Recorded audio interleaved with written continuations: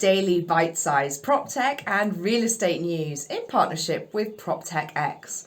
Written by Andrew Stanton, Executive Editor of Estate Agent Networking, and read by me, Elle Wood, Estate Agent Mentor and Marketing. First, the headlines. RICS continues in its old ways despite promise to reform. What do the Pandora Papers tell us about the HMRC and the super wealthy? And finally, Property Mark puts its full weight behind the endangered PRS landlord.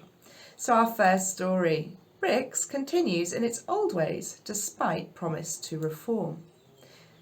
RICS's recent humiliation of an external review by two QCs, the first ejected and the second Alison Levitt QC, made plain that the now ex-CEO was running the show and sitting on problems, and there was a schism between internal factions. As part of the healing process, the four wronged NEDs who were forcibly removed from RICS when they dared to push for oversight were issued an apology by the RICS Governing Council. Instead, salt was poured into the wound by placing the formal apology to the wronged four on the official RICS website, alongside wording that expressed the appreciation by RICS for the work carried out by Sean Tompkins, the ex-CEO, who was let go, together with Chris Brooke and Kathleen Fontana. The NEDs have let their displeasure be known, releasing the following statement.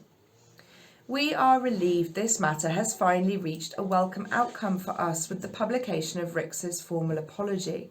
We have endured a prolonged, difficult and stressful period since the issues within RICS first came to our attention in late 2018. Our focus both then and now was to discharge our responsibilities to the best of our abilities and to do the right thing for the institution we had been appointed to serve. The apology from the interim chair of Governing Council is an important first step. It is, however, difficult to accept it as a statement of genuine contrition from those responsible when the apology appears on RICS's own website alongside the expressions of thanks from the chair contained in the resignation statements of Sean Tompkins, Kathleen Fontana and Chris Brooke, each of whom left office following publication of Alison Levitt QC's report. We fully support the institution's commitment to consistently embed its recently published values, including those of integrity and transparency. As part of the process of re-establishing trust and confidence, these standards should be applied to all officers, members and external advisors in relation to past conduct as well as in the future. If you log on to the RICS site, you are welcomed by the wording RICS delivers confidence through respected global standards adopted and enforced by over 134,000 qualified and trainee professionals across the built and natural environment. Andrew writes that his thoughts on this are that words are cheap, actions speak volumes. Those who did wrong knowingly orchestrating strategies to oust honest, decent people who dared to be whistleblowers. They must and should be brought to account rather than apparently slipping away, remunerated in full, with a pat on the back.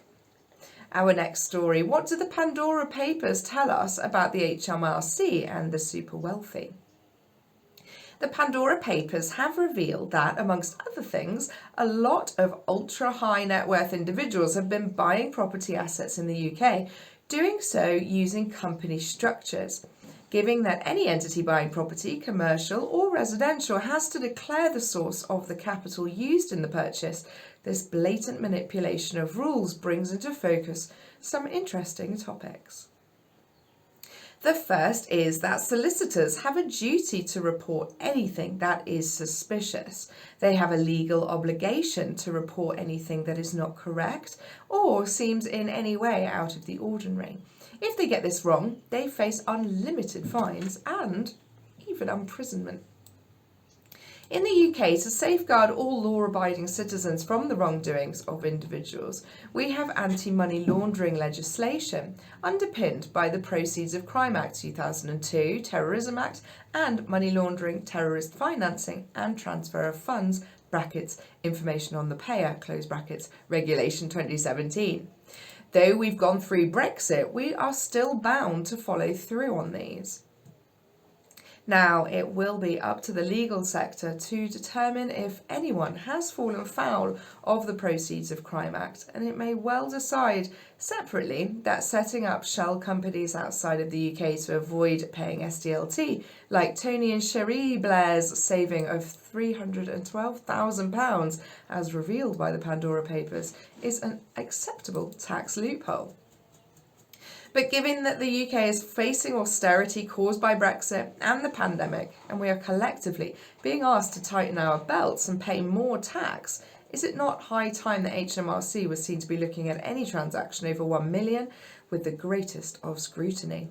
After all, every transaction is registered at Her Majesty's Land Registry, and it is not beyond modern software to deduce the real ownership back from a company called Mimi Bikini to its actual owner, who may be a high-ranking member of state in some part of the globe. Also, where do the solicitors, the agents and the banks stand in all of this? Having £24 million passing through bank accounts means that banks are also culpable if it is a transaction based on fraudulent activity. The HMRC seems to be turning a blind eye when the ultra-high net worth individuals are looking to buy property assets in the UK, which again does little to make Andrew writes him feel warm inside when disco diva Michael Gove talks of levelling up. Maybe it is time Gove and others in the cabinet grew up and stopped cozying up to the rich and realised that the primary function of government is to help get new laws in place that are then rigidly adhered to for the betterment of all, rather than the privileged few. Our final story today, Property Mark puts its full weight behind the endangered PRS landlord. Property Mark has broken rank and rigidly stated that it backs the plight of landlords in the private residential sector, who are being taxed and regulated out of existence, but most immediately are taking the brunt of the rent arrears caused by the pandemic. Mark Hayward, policy advisor for the organisation, commented, "The PRS supports 5 million households in the UK and is an important provider of homes against a backdrop of an overwhelmed social housing system. At the moment, the risks associated with being a landlord are incredibly high, and the financial help for tenants and landlords struggling under the weight of accumulated COVID-related debt is inadequate." Quote ends. Though there are no verified figures, it is thought that over 500,000 tenancies are in arrears at present, which could scale up to 750,000 by the end of the year. Property Mark is lobbying the government to think carefully about a mechanism such as a loan scheme to stop a mass exodus of private landlords, many of whom only own one investment property used as a way of generating income or as part of a pension strategy. If there is a sudden move by landlords to divest themselves of rental properties which then pass into the general housing stock, this will bring even greater pressure on the government, who are already behind in the social housing programme. If you have a view, please let us all know by emailing Andrew at editor@estateagentnetworking.co.uk, Andrew Stanton, Executive Editor, Moving Property and PropTech Forward. Have a great day.